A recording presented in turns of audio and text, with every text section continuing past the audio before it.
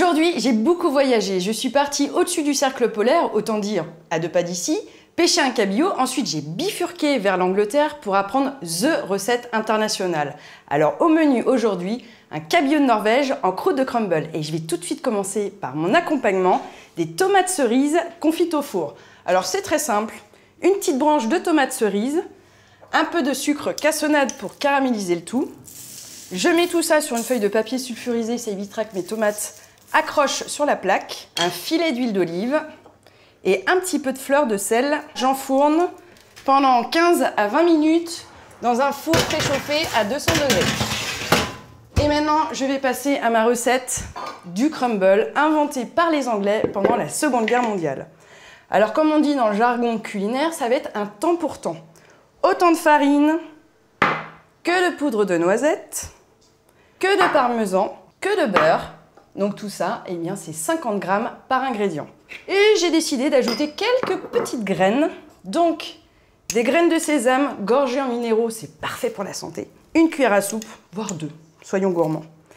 Et des graines de pavot qui vont faciliter le sommeil. Alors le principe, c'est tout bête. On y va avec les mains. Je ne sais pas si vous savez ce que ça veut dire to crumble en anglais. Eh bien, to crumble, ça veut dire tomber en miettes. Je pense que c'est vraiment pas un hasard. Donc là, le but, c'est que le beurre emprisonne toutes les poudres. Et donc, on va voir comme un sable. Un peu comme le début d'une pâte sablée. Je malaxe bien du bout des doigts. Préconisez plutôt un beurre mou, sinon le beurre dur risque d'être difficile à travailler. Ma pâte à crumble est bien prête. Tout c'est bien amalgamé. Et je vais enfin pouvoir m'atteler à mon dos de cabillaud de Norvège. Alors j'ai choisi un dos, pourquoi? Parce qu'il a une chair assez ferme, donc il aura une bonne tenue à la cuisson et en plus il n'y a pas d'arête, donc moi j'adore.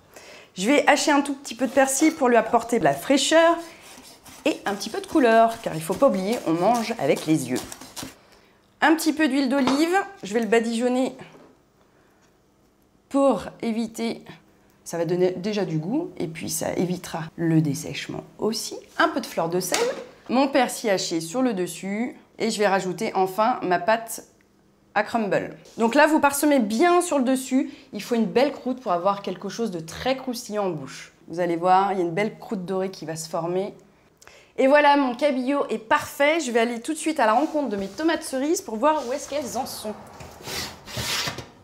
Génial, elles sont en train de compoter, encore 10 minutes de cuisson, le temps idéal pour la cuisson de mon cabillaud.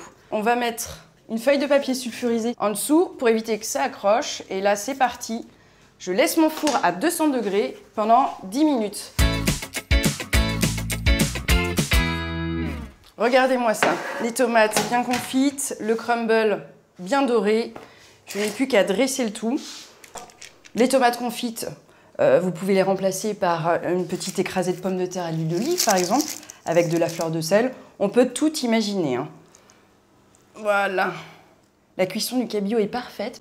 Et voilà, mon plat est terminé. Je vous propose d'accompagner ce cabillaud de Norvège en croûte de crumble avec un verre de vin blanc. Je vous souhaite un très bon appétit. À bientôt.